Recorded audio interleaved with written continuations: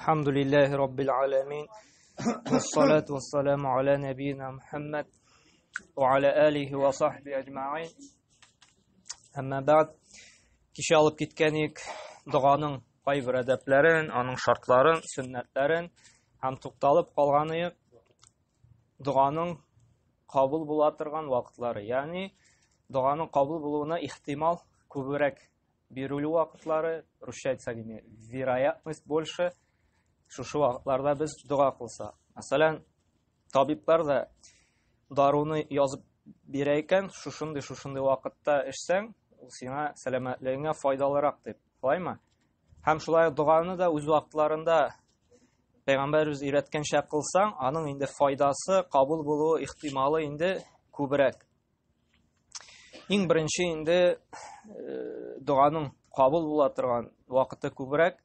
Kişi ihram halatında bulup hacga yoki umraga barganda mınday kişinin mınday halatta bulgan Allah Teala duasını indi kabul eti ihtimali zor. Çünkü nişek İbn Majah jiyintığında kelgan sahih hadisinde Peygamber sallallahu etken el-gazi fi sabilillah vel hac vel mu'tamir vafdullah duauhum fa ajabuhu ves'aluhu fa a'tahum dey. Allah yolunda kurashuvchi ham şuşu hajga, umraga deb niyatlab chiqib ketgan kishining duosina Allah Taala javob beradi. Ham narsagini so'ramasin ularni berashakdi. Bu endi dalil bo'lib tura, bizning uchun endi zo'r fursat. Bu ihromga kiramiz betini ertaga inshaalloh kech bilan endi ham shu ihromdan chiqqan shaharlik bizning bilan zo'r mumkinchilik bor, ko'paytib duo qilirga endi. İhram halatında narsaday so'rag'izdi. Alloh taolo men sizning so'raganingizni beramdi. Bu birinchi vaqti bo'ldi duoning endi qabul bo'la turgan. Ikkinchi vaqti Qadr tunida. Biz bilamiz, Ramazon oyining so'nggi 10 kunida, taq kunida bizning Qadr kechi yashirilgan. Shulay bit. Ham shu Qadr kechining endi fazilatini to'la bir sura ingan, Laylatul Qadr. Hem naşuşu Qadr kişinde şulay agar da indi bu kişini indi tap bulabız iken, dua kılabız iken Allah Teala şulay bu duabızga indi cevap berişek. Yani duabızı kabul bulu ihtimali zor indi. Bunda indi bu Qadr kişi turunda indi kubrak Ramazan ayında söylenilen şuna kuramında söylep tutalып gitmeybiz. Kıskaçağını özümüzge bilir için bu Qadr gününde, Qadr tününde kişinde indi dualarımız şulay Allah karşında indi cevap беру ihtimali көп була. Şundan soň üçüncü tünning eng ahırgı ülüşünde şulay Allah subhanahu wa taala duabızga cevap berer.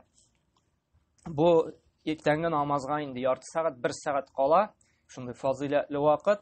Bu vaqtda kishi turib tahajjud namazı o'qib annar Allah Teala'dan so'raykan indi. Bu ata şulay Allah Teala indi mening duasına indi cevap berer. Menga indi bizning dalil bo'lib Buxoriy jiyintida kelgan sahih hadis bo'lib tura. Peygamber sallallohu alayhi vasallam aytgan: "Yanzilu Rabbuna tabaraka va taala kulli laylatin ila as-sama ad-dunya hina yabqa thuluthul layl akhir. Yaqul man yad'uni fastajib lahu, man yas'aluni fa'ataytuhu wa man yastaghfiruni fa'aghfir lahu." Allah subhanahu wa taala har tunni her tunni ko'kning eng birinchi qatına tushadi. Şuşa indi tunning so'nggi ulushida indi, ya'ni ertangi namozga 1 saat qala indi, yartı saat qala. Ham aytadi, kimdi menga duo qiladi, men anga javob beramdi. Mendan birarsi bir narsa so'rasa, men anga berashakman. Ham istig'for, g'afu so'rasa, men anga g'afu etashakman. Bu bik fazilatli vaqt shulay tunning indi eng so'nggi ulushi, 3-chi ulushi deganda Allah subhanahu wa taolaning indi duolarımızga indi qabul bo'lish ehtimoli bik zo'r bo'lgan shunday fazilatli vaqt indi. Ham 4-inchisi farz namazlari vaqtida salam ber oldindan ham salam bergach shulay Allah subhanahu wa taala duolarımızga indi javob berar. Nishek Peygamber sallallohu alayhi vasallam aytdi: o'zining sahih hadisinde Musnad İmam Ahmed jiyintida keladigan hadisda Ya Muazzi, misiyadi bir vasiyet aytam dey. Yani nasihat biram dey. La tad'unna fi dubri kulli salat an taqul. Yani namazыңны dey o'qib bitirir oldindan da bir qachonda shu duoni aytirga unutma dey. Allohumma a'inni ala zikrika va shukrika va husni ibadatik. Ey Robbim bir Alloh, men o'zingni zikr etirga yordam et, ham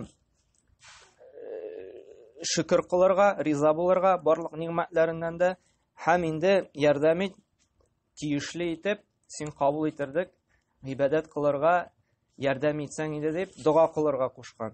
Ya'ni namoz o'qir oldindan. Mana bu birinchi payg'ambar sollallohu alayhi vasallamning endi amri Muaz radhiyallohu anhuga nabu ko'rsata shulayq namozning o'qib bitirir oldindan, ya'ni salom berir oldindan duo qilу fazilatli. Lekin bu duolar payg'ambar sollallohu alayhi vasallam o'rgatgancha duolar g'ana kiraydi bunda. Salom berir oldindan. Chunki biz bilamiz payg'ambar sollallohu alayhi vasallamdan butun rivoyatlarda keldi. Masalan, qabr azobidan Alloh taolo yoqlovni so'rov. Allohumma a'udhu bika min azabil qabr. Bu bizning shulay sahih rivoyatda keladi. Shundan so'ng jahannamning azobidan va a'udhu bika min azabi jahannam. Jahannamning azobidan saqlasang deb. Ham shulayq shu dunyo bilan ham o'lim bilan fitnalanuvdan va a'udhu bika min fitnatil mahya wal mamat. Ham eng so'ngidan narsa deb Alloh payg'ambar amr aytdi, so'rarga qo'shdi, shu salom berir oldindan va min sharri fitnatil masih dajjal. Dajjalning buzuq yovuz fitnasidan saqlasang edi deb. Hammanda endi rivoyatlar bik ko'p, bunda endi to'xtalib turmaymiz. Nabu ko'rsata shulayq namoz farz namozidan salom berir oldindan shu duolarni qilamiz ekan. Bu endi shulayq ihtimoli ko'p. Alloh taolo endi javob beruvini endi ham shulayq g'olimlar aytdi. Farz namozi ortidan payg'ambar sollallohu duo qila turgan bo'lgan. Masalan, bizning Muslim jinoyatida keladigan sahih hadis dalil bo'lib turib, payg'ambar sollallohu ayta turgan bo'lgan. Allohumma ighfirli ma qaddamtu va ma akhartu. Ey Robbim bir Alloh,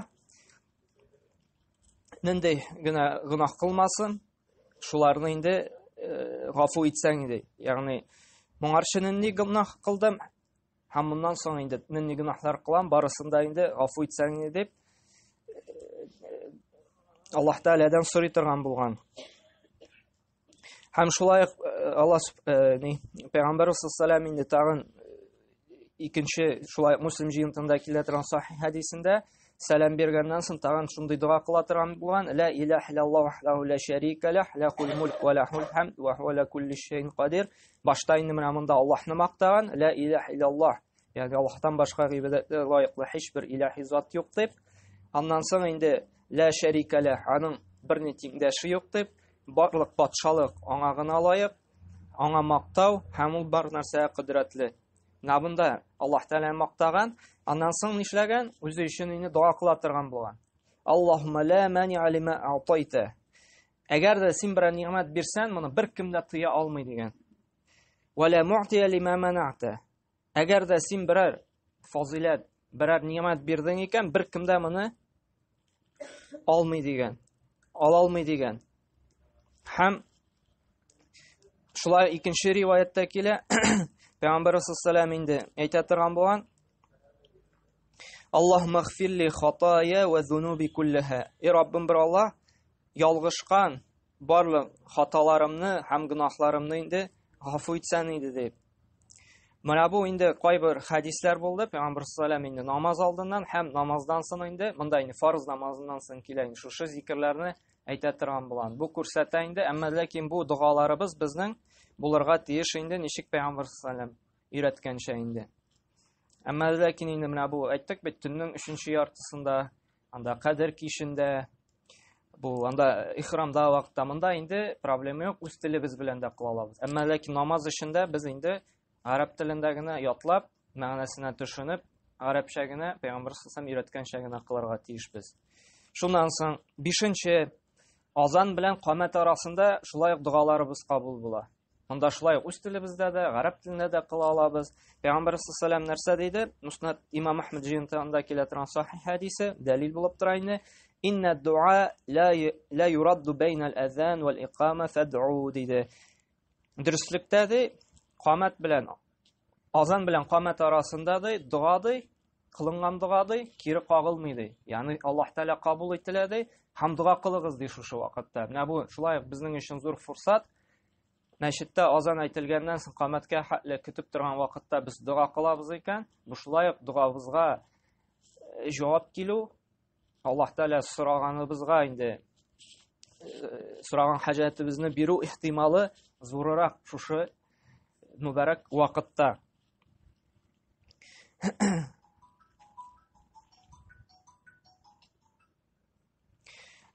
Шулай ук безнең тагын бер фазилатлы вакыт ул булса инде яңгыр яуган вакытта. Ничек безнең Имам Шафииның дигән фикх китабы бар. Шунда инде ул бер хадис китерә. Кая Пәйгамбәр саллаллаһу алейһи әйтә: "Утлубу иҗабат дуа инда илтиқал җуюш ва иқама ссала ва нузул аль-гайс." Аллаһ Тәаләдән ди дуа сорагыз ди. Шушы теге душман белән шурашкан вакытта инде һәм намазга камәт төшергән вакытта һәм инде яңгыр яуган вакытта ди.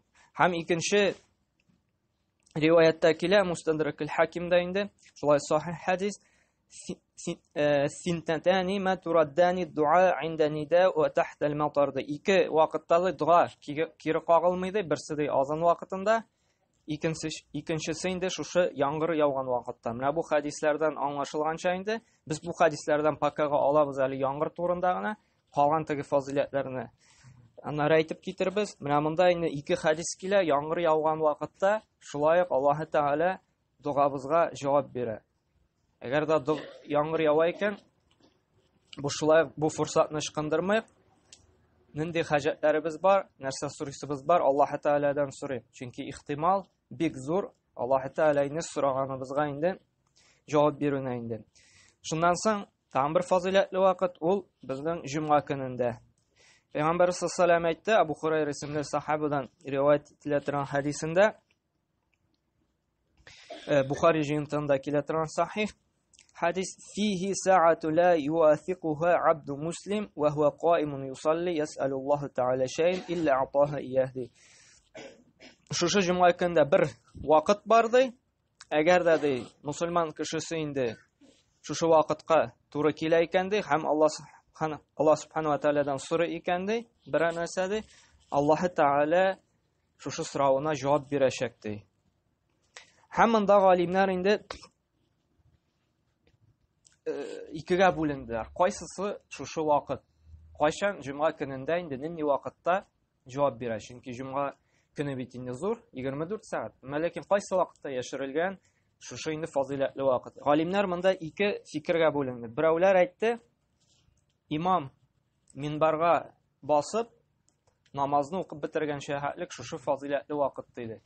Ягъни шушы вакытта кылынган дуа кабул кыла диде. Һәм беләбез, гадәттә җомга көнендә инде имам икенче хутбасында дуа кыла.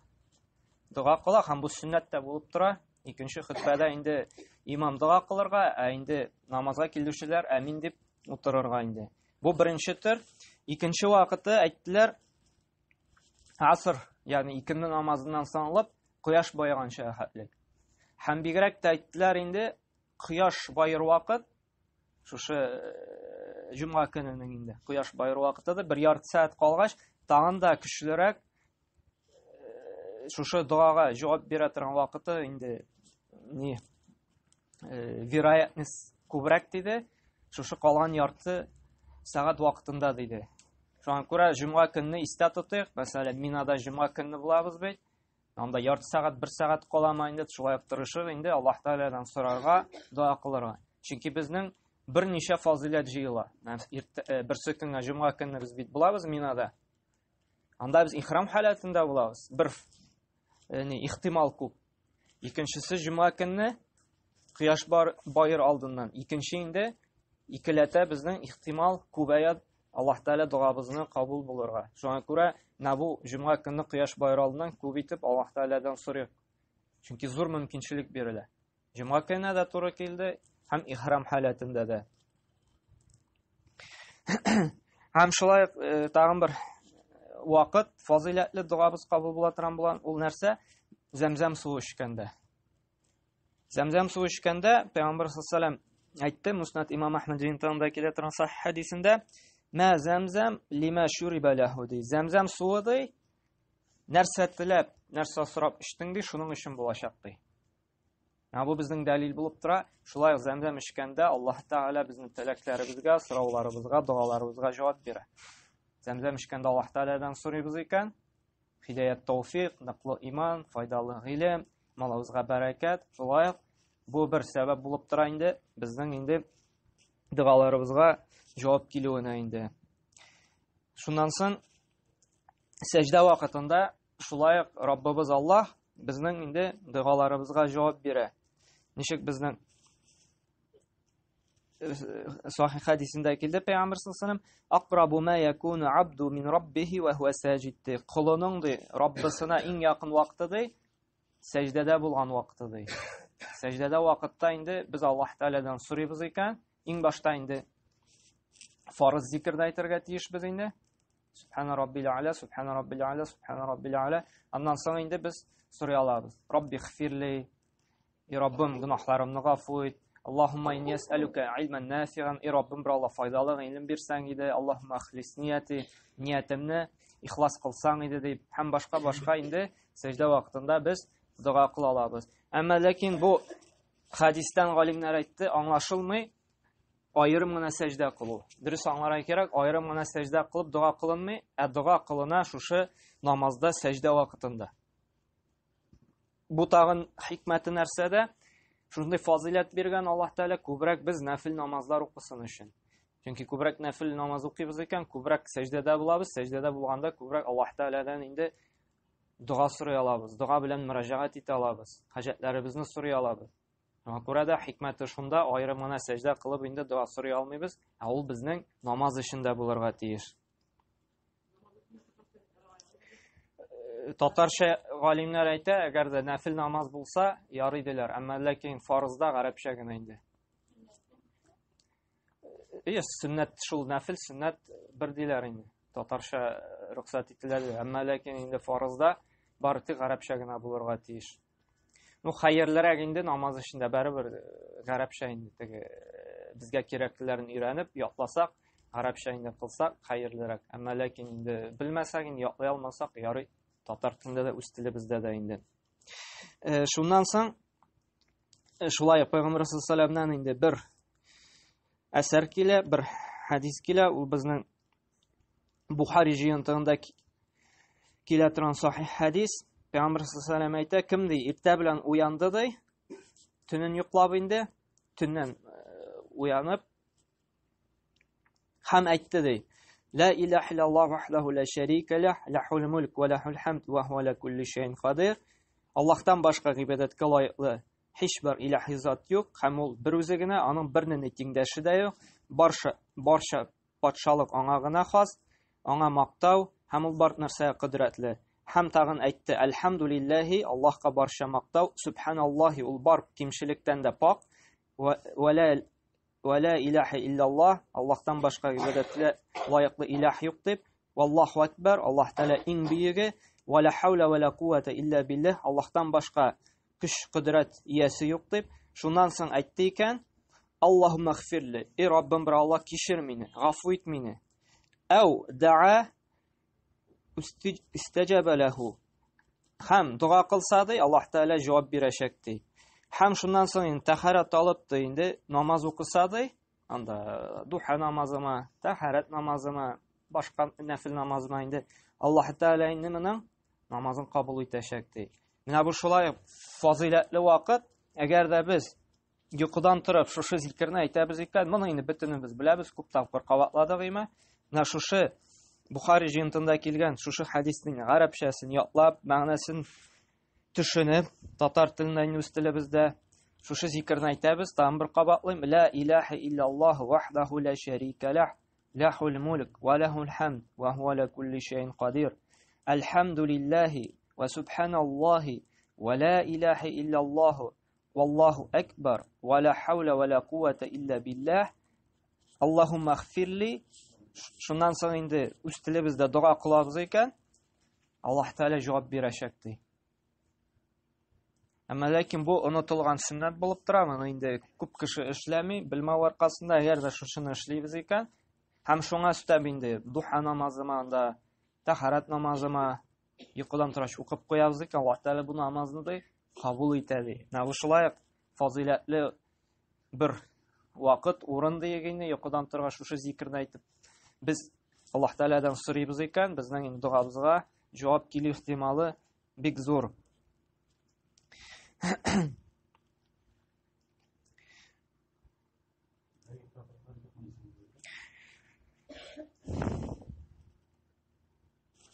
Şundan soň ikinci bir faziletli vaqt eger de kişi kardeşi için dua kılsa. Mesela kardeşine soruyorsun iken kardeşime anda boyutsan ya kardeşim mesela fakir kardeş vardı. Fakir kardeşke boylık soruyorsun iken yaki ilenmiş yürgen kardeşine indi turmuş iptaşı soruyorsun iken yaki indi birer ailede bala yoktu bala soruyorsun iken yaki malga bereket soruyorsun iken gumumen kardeşin için birer dua soruyorsun iken ferişteler emin sana da şulayıp deyip dua kılıp duracaklar. Hem şuşu usuluna qaybir sahabalar, qaybir tabiinler, qaybir indi galinler kullana turgan bulganlar, özlerine bir narsa kerak bolsa, kardeşi için soruy turgan bulganlar. Mevzuna kerak diýen mesela faydalı ilimdi, mesela mal kerakdi, bereketli, hayırlı boylyk kerakdi.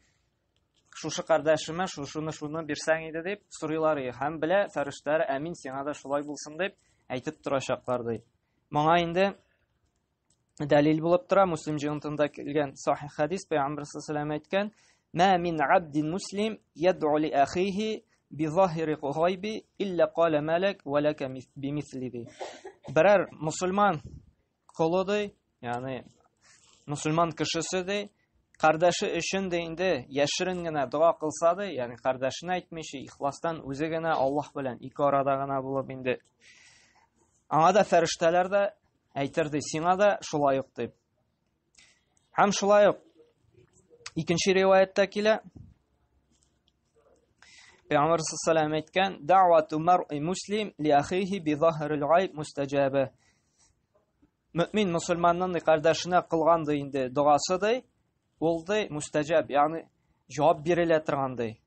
Çünki de narsada inde ra'sihi malak muwakkal kullama da'a li ahihi bi khayrin qala malik muwakkal bihi amin ve laka bimislihi. Çünki her bir şuşunday dua kıluşunun baş üstünde de ferişte turady.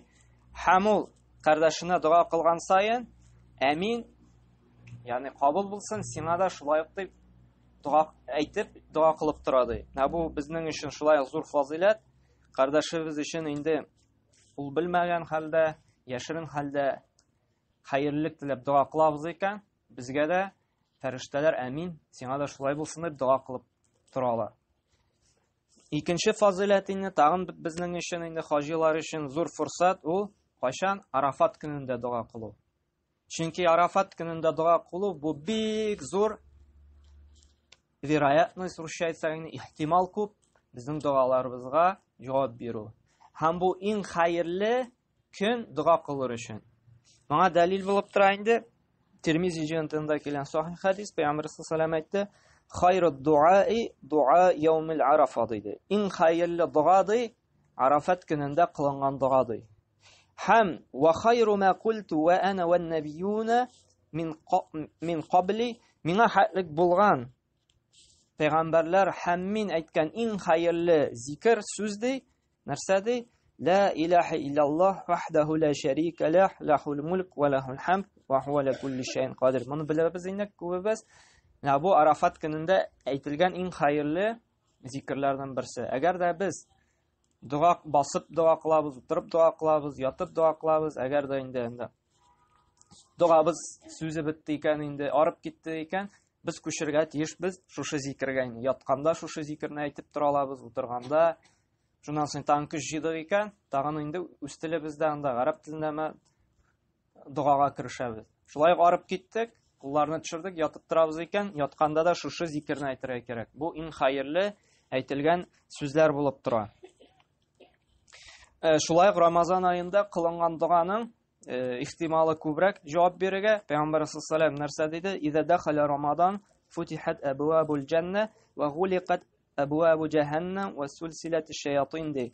Рамазан ае килү белән ди, җәннәт ишекләре ачыла, һәм җаһаннам ишеге ябыла, һәм шайтаннар богаулана диде. Һәм галимнәр әйтте, шушы җәннәт ишеге ачылгач инде Аллаһ Тәгалә шушы изгелекләрне кабул итә торган, дугаларны кабул итә торган инде ишекләрне ди ачыр ди. Һәм шуңа күрә шушы вакытта да инде Рамазан аенда без дугаларыбызны кылабыз икән, бу безнең инде ихтимал күп, Аллаһ Тәгалә инде җавап бирәчәк. Һәм берәр икенче бер фазилат, әгәр дә мусламаннар берәр илм мәҗлесенә җыелдылар икән, Аллаһны зикр итәргә җыелдылар икән, шушы мәҗлестәге кылынган дуга шулай ук Аллаһ Тәгалә тарафыннан кабул ителә. Чөнки Абу Хурайрадан килгән бер сахих хадисендә, бу Бухари һәм Муслим җыентында килә инде, инналлаһа малаикатан ятуфуна фи туруqi ялтамисуна әһле зикр ди. Аллаһ Тәгаләнең инде фәрештәләре ди, шушы төрле юлларда, җирләрдә йөриләр ди, һәм эзлиләр ди шушындый менә Аллаһны зикр иткән, илм алган мәҗлесләрне ди. Әйе. Һәм алар ди Аллаһ каршында шаһидлек кылырлар, синең кулларың сине зикр итәләр, илм алалар. Һәм Аллаһ Субхану Тәгалә әйтер ди, шатландырыгыз аларны, ягъни аларның гөнаһларын инде гафу иттем дип. Ягъни бу хадистән күренгәнчә Аллаһ Субхану Тәгалә инде шундый мәҗлесләрдә булган кулларның дугаларын кабул итә һәм инде гөнаһларын кичерә, гафу итә. Һәм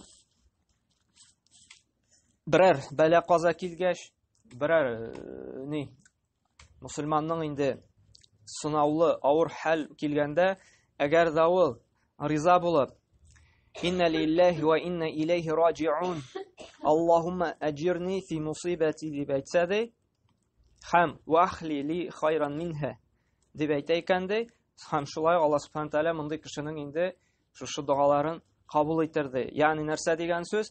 Без Аллаһ Тәгаләдән һәм Аллаһка кайтачакбыз. Раббым бер Аллаһ, шушы бәла каза өчен миңа әҗр савабын бирсәң иде, һәм инде хәлемне яхшыга үзгәртсәң иде дип дуга кылса ди, Аллаһ Субхану ва Тәгалә инде шушы яхшы якка үзгәртеп дуасына җавап бирер диде Пәйгамбәр саллаллаһу алейһи ва саллям.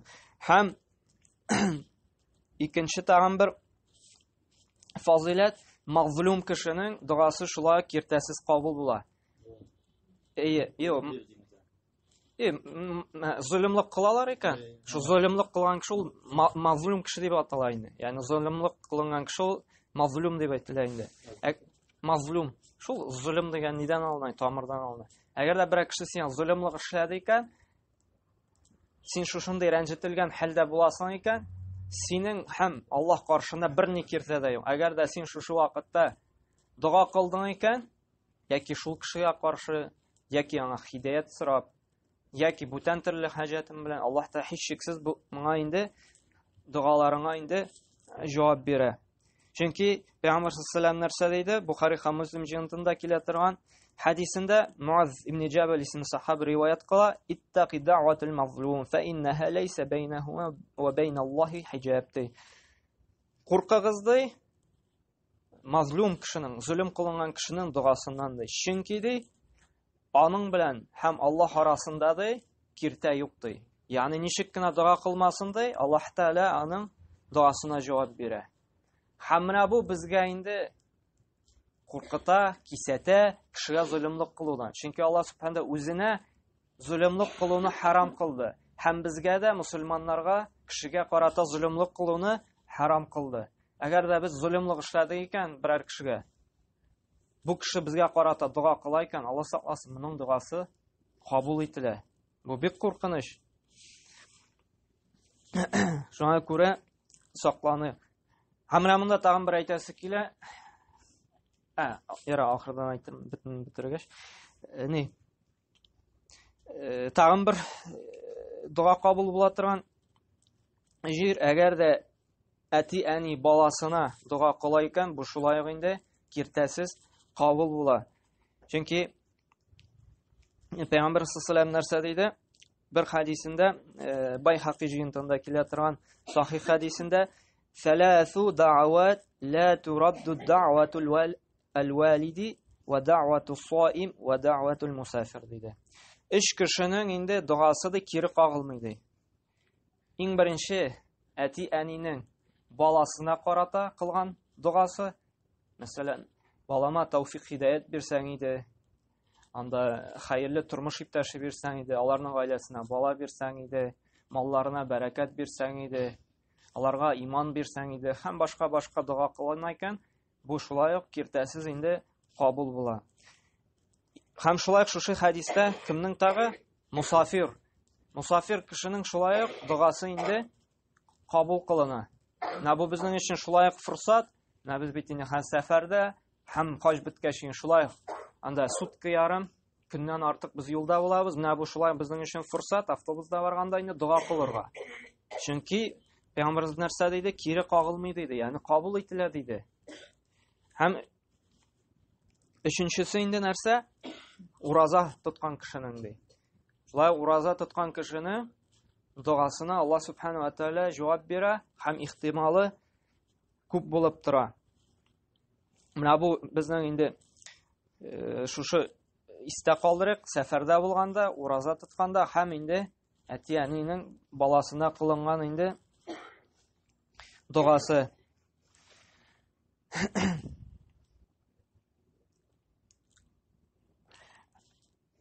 Һәм шулай ук киресе, әгәр дә тақвалы бала әнисенә, әтисенә дуа кыла икән, бу шулай ук инде кабул кылына.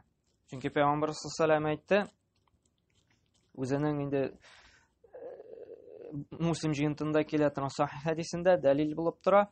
"Иза матал инсану инқата'a амалуху илля мин салас". Әгәр дә кеше үлсә ди, аның бөтен гамәле ди өзелә ди, бетә ди, илля дә мәгәр 3 гамәле генә ди әҗр савап биреп торачак ди. Беренчесе садака җария. Садака җария нәрсә ул? Син үлгәннән соң инде савап килеп тора. Мәсәлән, бай кеше мәчет салдырып калдырды, мәдрәсә төзетеп калдырды. Юллар, кыйлар, анда больницалар, анда һәм кеше шушы аның садака җариядән кулланган саен аңа әҗр савап барып тора. Яки кеше, мәсәлән, китап язып калдырды ди, яки кемдер шушы китапны чыгарырга ярдәм итте ди, һәм шушы китаптан укыган саен аңа инде әҗр савап бара. Икенчесе илму юнтафа бих. Гыйлем, файдалы гыйлем. Әгәр дә кеше гыйлем алып, гыйлем таратты икән, аның шушы шәкертләре калганнарга ирештерде икән, бу шулай аңа, аның гыйлемнән файдаланган саен үлгәч тә аңа әҗр савап килеп торачак инде. Һәм шулай ук нәрсә? Тәрбияле бала әти-әнисенә дуа кылган. Монда инде дуа кылган дип килә шушы хадистә инде бу күрсәтә, әгәр дә тәрбияле бала, тақвалы бала әти-әнисенә дуа кыла икән, бу шулай инде кабул кылына. Һәм икенче хадистә килә, Әдәбул Муфратта инде Имам Бухариның китабында "Турфау лил-мәйти бә'дә маутихи дараҗатуху, фаякулу әй раб, әй шәй һәзиһи, фаюкал валадука истагфара лак". Һәм кеше үлгәч ди, аның дәрәҗәсен ди күтәрерләр ди. Һәм ул сорар ди: "Раббым, ни өчен минем шулай калганнар арасында ди, шулай дәрәҗәмне ди күтәрәсең ди? Ни өчен ди? Ни сәбәпле ди? Чөнки синең бала ди, синең өчен ди дуа кылды ди. Синең өчен афу сорады ди, истигфар кылды ди".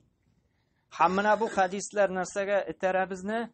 Балаларыбызга кичкенәдән үк, ана карнында булганда ук, ана карнында кешеләр ялгыша, әле кичкенә ул, әле ул аңламый. Юк, галимнәр әйтә, инде ана карнында булганда ук баланы инде тәрбияли башларга кирәк диләр. Әгәр дә әнисе күп итеп Kur'an укый икән, Kur'an тыңлый икән, халал кәсеп, халал ризыклар ашый икән, ашаганда бисмилла әйтеп ашый икән, аша бетерәч әлхәмдүлилләh ди икән, менә шушы барлык зикрләр, шушы халал ризыклар балага тәэсир итә ди. Һәм кечкенәдән үк баланы иманда тәрбияләсә, Аллаһ Тәгалә белән калбын бәйләп, Аллаһ белән генә куркытып, Аллаһ белән генә шатландырып үстерә икән, бу вакытта инде менә бу дуа кылучы бала була. Әгәр дә әти әни инде баланы тәрбиясен планшетка, телефонга, телевизорга калдыра икән, кызганычка каршы бу бала нәрсә? Киресенчә аңа аяныч кына булачак, аңа инде дуа кылучы булмый. Шуңа күрә менә бу хадисләр безне этәрә балаларыбызның тәрбиясенә әһәмият бирергә.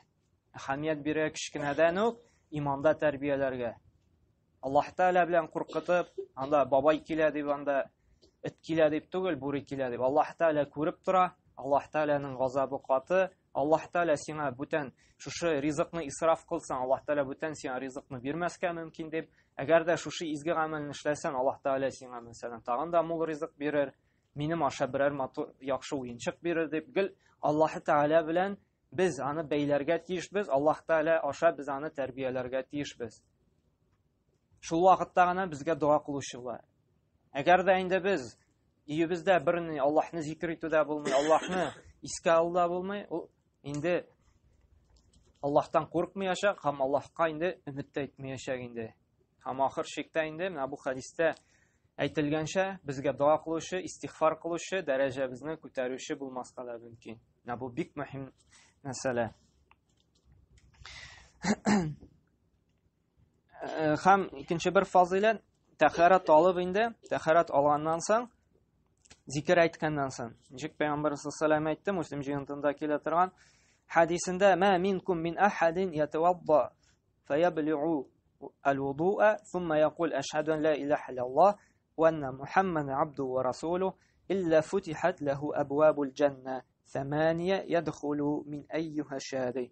Әгәр дә берәр кеше дә тәһарат алганнан соң, аннан соң әйтеп куйса, "Ашһаду ан ла илаха илляллах", ягъни шаһадат бирәм Аллаһтан башка инде гыйбадәткә лаеклы һичбер илаһи зат юк дип, һәм аның Мөхәммәд, аның кулы һәм расулы дип, аңа җәннәтнең 8 ишеге дә ачылыр ди, һәм кайсысыннан теләр, шунысыннан керер ди. Һәм алимнар менә шушы өлешеннән әйттеләр, җәннәтнең 8 ишеге ачылыр, кайсысыннан теләр, шунысыннан керер дигәч, ягъни нинди дуа кылмасын, нинди изгелек эшләмәсен, шушы тәһараттан соң Аллаһ Тәгалә инде кабул кылыр дип инде. Менә бу шулай зур фазилат, шушы зикрне әйтергә инде, һәм инде Аллаһ Тәгаләдән инде истигъфар, гафу сорасак, Аллаһ Тәгалә инде кабул кылачак.